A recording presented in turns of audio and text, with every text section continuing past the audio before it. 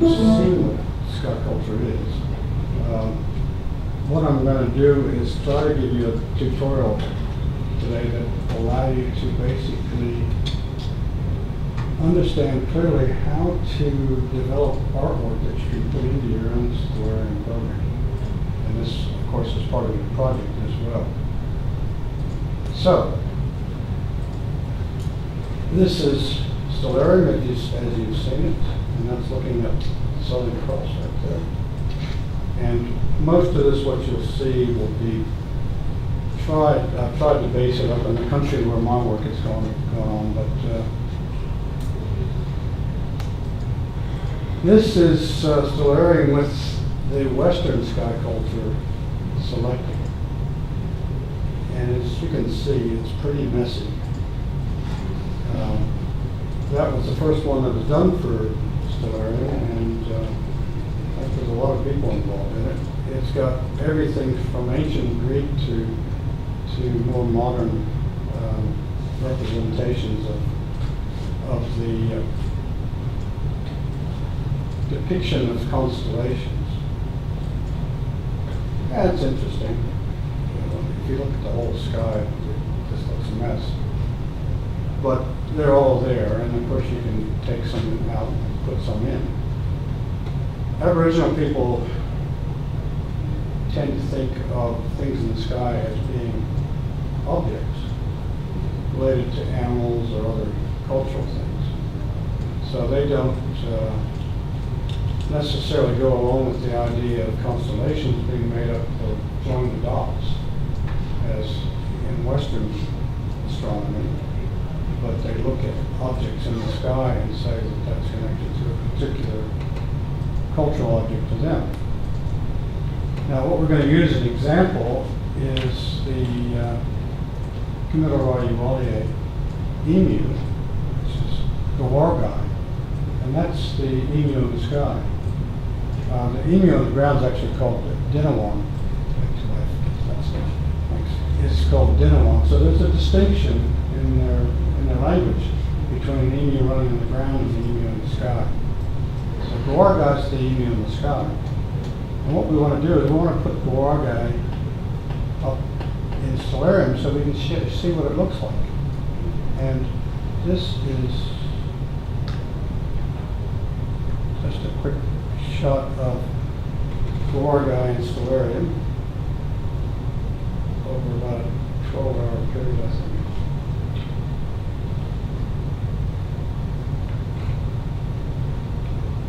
And as you can see, his head is based in the Southern Cross, and his body goes right down the Milky Way. Unfortunately, the picture's not coming out very well on the screen. Lots of people.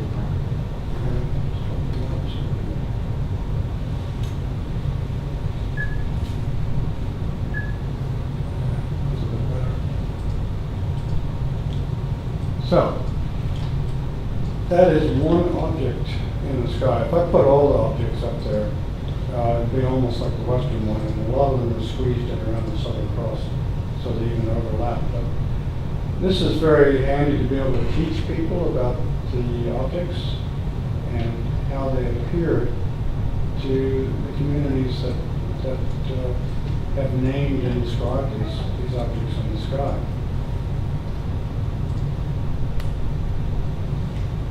So, to do your own artwork, to create a sky culture in Stellarium, these are what you need. You obviously need some artwork. If you're doing it from scratch, black pen, pencil on white paper is the best way to go. If you're using something you scanned out of an article, something like that, well, it'll generally be black. You also need to use an imaging program such as Photoshop or GIMP. You also need a text editing program as well. The simplest one I find is called TextEdit, which is free. And you need the latest version of Stellarium for your PC or Mac. So here's a quick run through on the process. I'll go through this in detail afterwards when I actually do a demo. if it's not already scanned, scan your artwork at high resolution in grayscale, black and white. You then want to invert the image in your imaging program so that the image is white on black. Of course, if you can do the original thing in white and black, that's fine, that saves you a step. You want to make sure the image is in grayscale, so there's no color in it. And then you mess with the contrast of the brightness to get the white image to stand out as much as you want it to really do. And then you mask the image. Now I know this is a technique, unless you use Photoshop or something, it might be a little bit new. I'll show you how to do it. It's not that tricky. You want to actually separate the white image from the black background. And then you convert the black background to absolute black. Now, black is not necessarily black. It has to be what they call 000 in LAB to be really black. And the reason for that is that Stellarium sees absolute black as being transparent. So you want to create a transparent background around your object. So when it goes up in the sky, you don't see the background.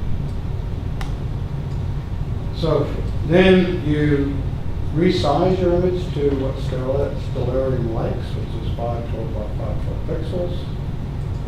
And you convert it to a PNG file. Stellarium only will read a PNG file. And then using your imaging program, you pick X, Y, Z points on the image. Whether it's top left, bottom left, upper right. And then you go into Stellarium where you want, and you work out where you want to put the artwork in the sky. And when you click on the sky in Stellarium, you may have run into this already, you get up using the star that's there. Sometimes you can't even see the star because it's so dim. And generally it'll give you a star with what's known as an HIP number. Is that? Hipparchus satellite, which did a major survey of the sky. You get that HIP star number, and then you go into the various files that make up the Skycultures folder, and I'll show you this, and you modify them using text edit in most cases. And there's one file that you modify using Notepad or similar. So to create the Skyculture itself, you make a folder and you name it for the object of Skyculture that you want. And you go into programs on your computer and you find the Stellarium folder and you open it, and you'll find the Skycultures folder. You move your new folder into it. And once you've done that, that information is available to Stellarium. So you open Stellarium, and if you remember going to that sky and viewing options on the left-hand side, you go to the Skycultures tab, and your Skyculture should be in the list. And you select it, and then you go to markings and a bunch of other things, play with the brightness, set your landscapes on, but I'll show you how to do all this. And that's it, basically. It's not that complicated. So I'm going to do a demo now. If, Glenn, you want to pass out those cheat sheets there? This will also be up on Google as well. But I'd like you to sort of follow along with me. We're using these sheets, which are just a more detailed version of what I just told you.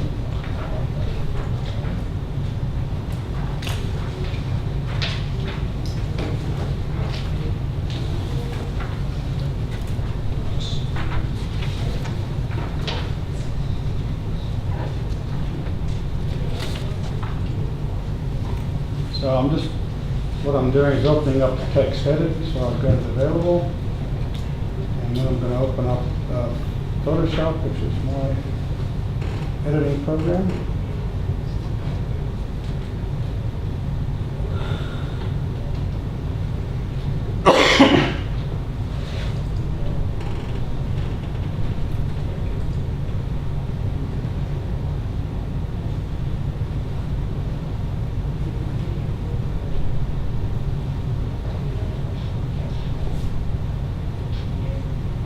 Okay, what I'm going to do is I'm going to take you through this. I'll just drop the glasses. Take you through this using a folder which I've already done, which is called Gawarga, which is obviously the emu. And what you see up here is actually what that folder will look like when it's all done. I'll show you how to actually do that. Oh, sorry, wrong folder. There we go. Okay, this is some of the images as they are at various stages. So first of all, you've got to prepare the artwork, as I said. Now, this document here, which I'm just opening, that is the original scanned artwork. You can even see the artist signed it to me. And that's how I got it. It's pencil on white paper. So what you want to do, you want to scan it. This has been scanned, of course. I scanned this at pretty high resolution, like 600 by 600. It may not be that necessary. And what I'm going to do now is the first step, which is basically to make sure that it's in grayscale. So on Photoshop, you go up here to mode, and you see it's already ticked, it's grayscale. So that means it's only black and white. That's good. Now, the second step is you want to go ahead and invert this because you want to have white on black. So I go into image, go to adjustments, and in this one I can go to invert. As you can see, it's come up white on black. Now, here's the point probably where you want to start to play around with the image a little bit, make it brighter. So just go to your adjustments, brightness, contrast. You don't need to use anything really fancy. Just get the brightness up a bit. You may want to fiddle with the contrast a bit. What you want to avoid doing is wiping out all the detail in it. So I'll keep the contrast pretty much where it is. Just keep it nice and bright. You want it to be bright. I'm saving that. Now in this particular case here, there's some things out here I want to get rid of. I'll take care of that later just by doing a crop on it. But what I'm going to do now is I'm going to basically magnify it a little bit so I can work at it. So I'll just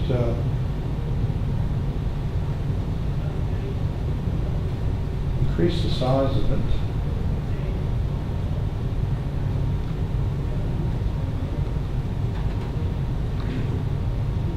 And this gives me the ability to see the edges a little bit better. And I'm going to do a real rough job on this, so don't get too concerned about what I'm doing. I'm going to use a lasso tool. And what you do is you just basically very carefully go around the outline of it. And like I say, it's going to be really rough. It took me, I had to magnify it a lot more and work very carefully at the edges. I've got a time constraint here, so I'm just going to do it roughly. You try to stay in the black as much as you can, and then you join it up. You notice how it's gone into a dotted line. That means that you've now isolated that object in there. It's separate from the rest of the image. Now what you now want to do is you want to make sure the background of the rest of the image is black as black can be. So if you go down here, you have your foreground color and your background color. We're going to be working with foreground color. So you click on that and you go up here and you can see what it is. And then you go down to LAB and you see what the figures are for that. And it's already 0, 0, 0. So that means that you've got an absolute black on the background. So what you want to do is you want to go to your paint bucket tool. and the paint bucket tool uses the foreground color, and you click on, oops. Click on the paint bucket tool, I think, did it right? Got to invert that inversion. It has filled it. What I'll do is I'll use a brush tool, and I'll You have to select the area you're trying to color, because you're only selected on P, so you can't color the rest of it. yeah, but I want to brush over. I don't want to select because I'll join them all together, right? Oh, So- Control-Shift-I will select the background, not the menu. Control-Shift-I, I think, or just Control-I. Now that changed. Oh, sorry, that inverted. Yeah. Does anybody have Photoshop on their computer? If you do Control A, that will select. Not these, but like At home. whatever Your computer you laptops. have you're using home. Yeah, there we go. Control A. Control. Put a bigger brush on here too. Yeah. Yeah, GIMP is in some ways a better thing. Anyway, I'm just getting rid of More the. work Give too. that notice better than me. I'm getting rid of the artist stuff here. Just using a pan brush. I'm going to crop the rest of it out, so I'm not going to worry about it too much. Now that I've got that, I can go to paintbrush again. Check start. Hit this now. That should have cleared out most of the white dots and stuff like that in there. So what I'm now going to do is go to crop. And I'm going to crop it down to reasonable sort of size. Try to get it fairly square. Though, in actuality, what I did when I did this one is I did it as a larger thing because it is a large image. Crop it. Okay, and then basically, assuming that you've got all the stuff out of there, back to that.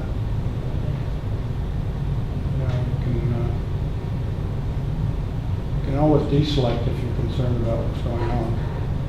Then you want to save it, save as a PNG. However, I'm not going to do that because I'm not going to keep this. I'm just going to close this. So, what we actually ended up with is this here. That is the original one I did, and it's properly done.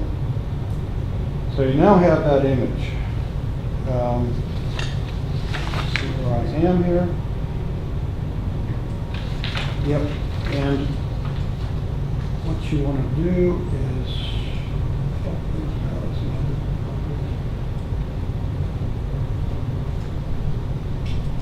okay, properties.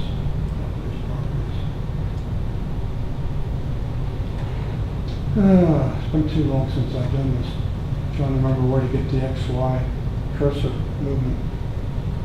Who's guru here on imaging? Would it be under view? Like that you want to view the grid or the XY thing? What are you trying to? I'm just trying to get the properties up so I can show which pixel is what, where you. Dragging. Like the coordinates. Yeah, properties, there we go. Yep. Yeah, but it should show. Strange, I thought that came up automatically.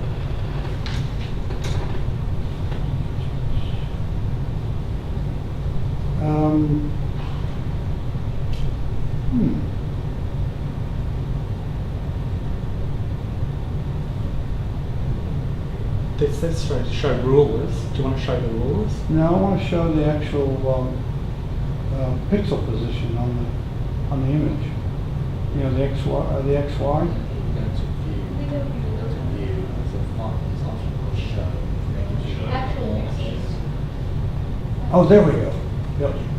Oh no, that's. No, that's actually showing the actual pixels there. I'm trying to get it up on this. Oh, it's automatically there. It's shown, and there was other options we could show, maybe. You drag your guideline down from the ruler. Go back to I don't think that's the Well, way. Go back to view. I'm trying to actually show the, Select what your mouse is going to. yeah, trying to get the property. It shows up in here normally. I don't know why that has disappeared. You need to select anyway. Yeah. Do it again.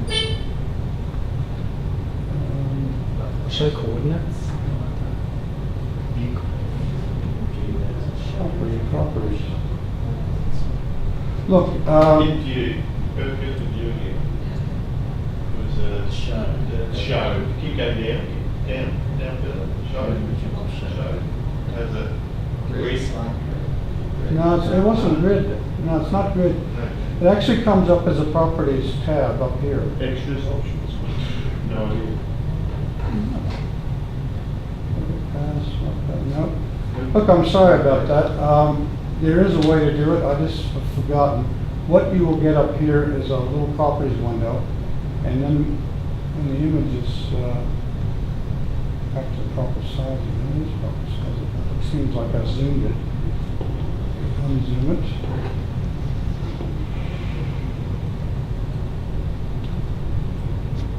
You can basically take your cursor and you go to a point here and it'll tell you what the XY coordinates are of that point in pixels of the overall image, right? So, for example, you want to go up to the top left here and select a pixel point there and you'll get an XY figure. You write that down for top left, go down to the bottom left, click on it, get that, write it down for the bottom left, and then for the upper right, which I'm using as the head. Now, what that gives you is a set of three pixel positions in the image. And what you then do is you go to Stellarium,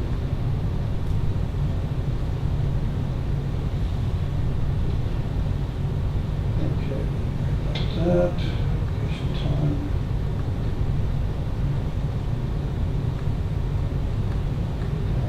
Turn off.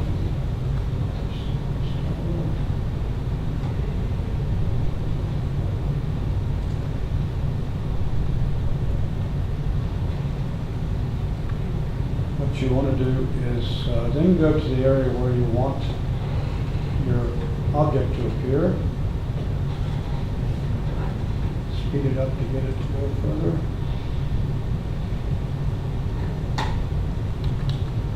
Oops, not so far.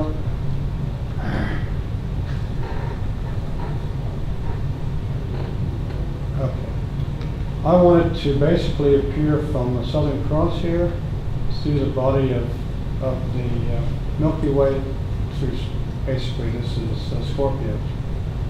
And what I do is I'll zoom in, move around the sky a bit. First of all, I want its head to be right about there. So I click on that spot. And yeah, I didn't get a star. I managed to find something else. Okay. There I found a star. It's called HIP 64910. You then put that number down against the XY position of the head that you've done before. Then right click to clear it. You want to see where the back wants to go. So you click over here. So you get an HIP. And you write that down against the top left position. And then where the feet are down here, you click down here, there's another HIP position. You write that against the bottom left. So that's basically giving you your positions. Now, you've got that list, and then you start making up your folder. And you have a folder, I'm called mine Guar Guy. And in that folder, now the easiest way to do this is to go into programs. Sorry. Go to your computer, With Mac, it'll be a little bit different. Go into program files, go down to find, I'm sorry, it's not. You go into Stellarium,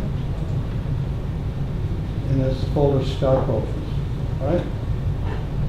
You go in and try to find a fairly simple one. You can tell they're simple by the following way. You open up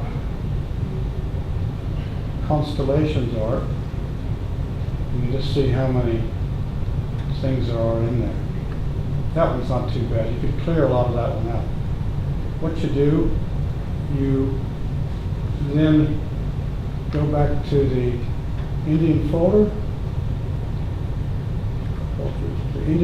copy it onto your desktop, and use it basically as a template to create your new one. Change its name, and then get rid of anything in there except these files you see. Now, the first thing you want to do is you want to copy your PNG file into this one. That's the PNG file for the Wargate. That's how it comes up as an image. And using this step sheet, you go through these things pretty much in this order as you'll see in the cheat sheet here. You open constellation names, and there'll be more in there, of course, if you're using another one for guide. So basically what I do is I clear out, delete the first line, and use that for my insertions. Now, you first of all have to give the object an abbreviated name. I think it's no more than 4 characters. And I called it EMU1. Now, in the instructions here, there's a specific way to do that. You go Tab, and then you give it the full name, in this case for our guide, in quotes, followed by a space, an underline, and then the name again in quotes enclosed in brackets. That is the format that you use. Now, if you're using the Indian one, what you would do then is go down and you would delete all the rest of that file, and then go and save it.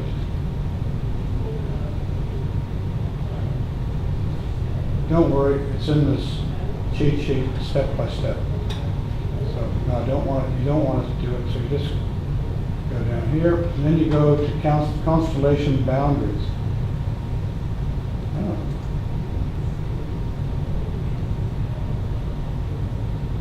That's strange.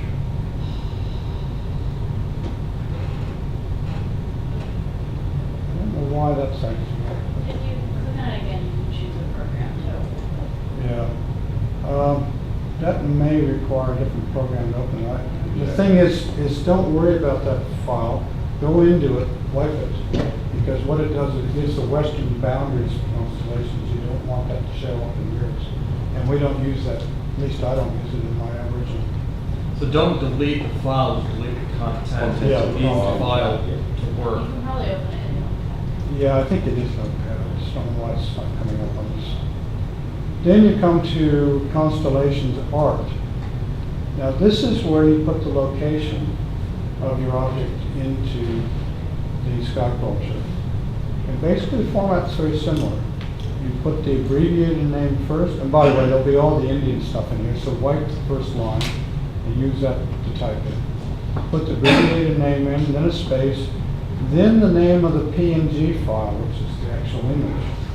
Space, followed by the coordinates of the top left, which is the XY for the top left position, followed by the HIP star name, the coordinates for the bottom left, followed by the HIP star number, sorry. Then the coordinates for the top right, followed by the HIP star number.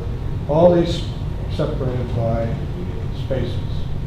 And then wipe the rest of the list and save it. Down. Then you come to this file, constellation ship. Now, all this file does is tells the program where the name of the constellation should go in the sky. So what you do is you go back to Stellarium. Somewhere in here, what have I closed it? Anyway, you go back to Stellarium and you look at where you want the name to show up, if you want it to show up at all. Generally, it's off to one side of the object. And you want it to be about level with the object in the sky because you don't want it to come up after the object. So the name, it'll use the name that you gave it, the full name. And once again, you use the abbreviated name, space, followed by 1, I have no idea why, space, followed by the HIP position, where you want the name to start, followed by space, followed by it again. I have no idea that, and then wipe the rest of that file and the Indian stuff. Then you come to, that's definitely a note. Look, there's another way to do this. I think something's coming up here. You go to text edit and open.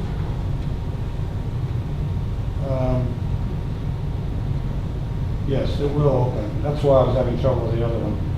Sometimes you double click these text files, they won't open.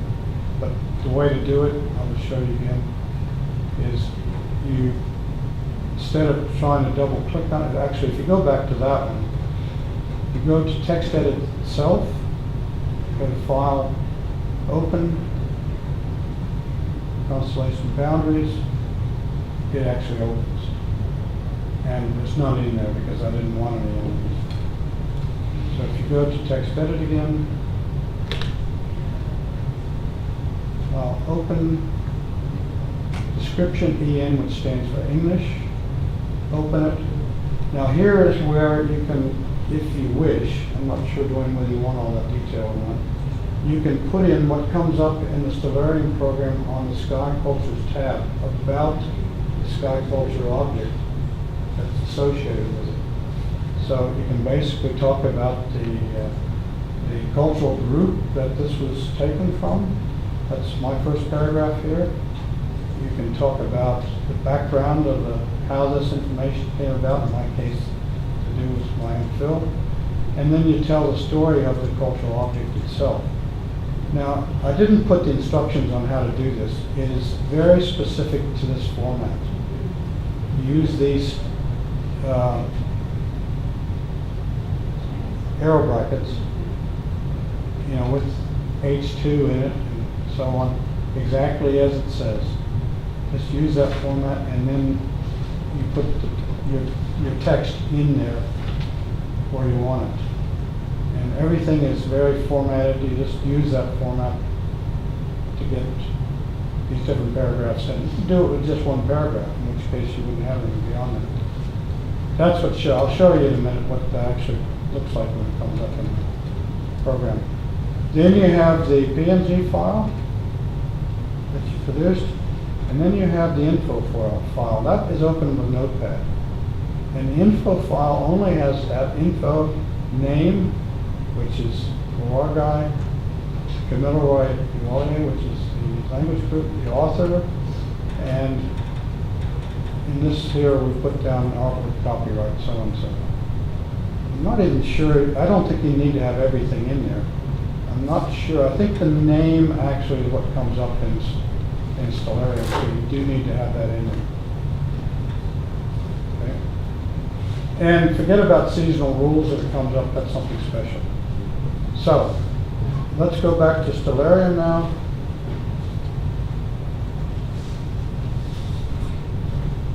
Oh, okay, sorry, I almost forgot. You then have to copy that folder into that program file for Stellarium. You remember where that was, under Skycultures.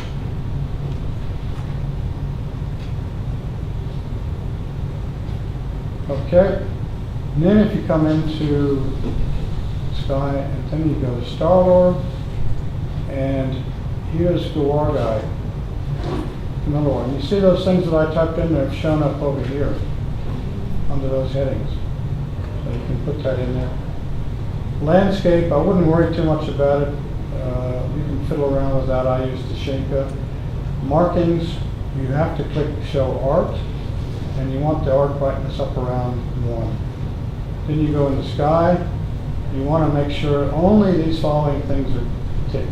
Planets, atmosphere, you can reduce the light pollution down if you're out in the country, twinkle, so on. And you want to set these settings about there to give these artwork the best chance. This is all in the cheat sheet. So once you've done that, goes out of there, you look at the sky, sorry, on one time, and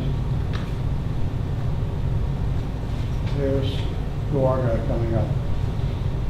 Now, you may very well find you're going to have to move, go back in and edit that's constellation ship file, which is the location.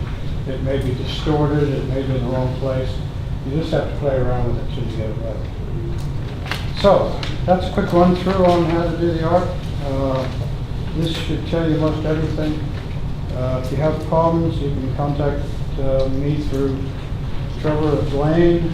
I'm sure they can probably answer most things. So, any quick questions?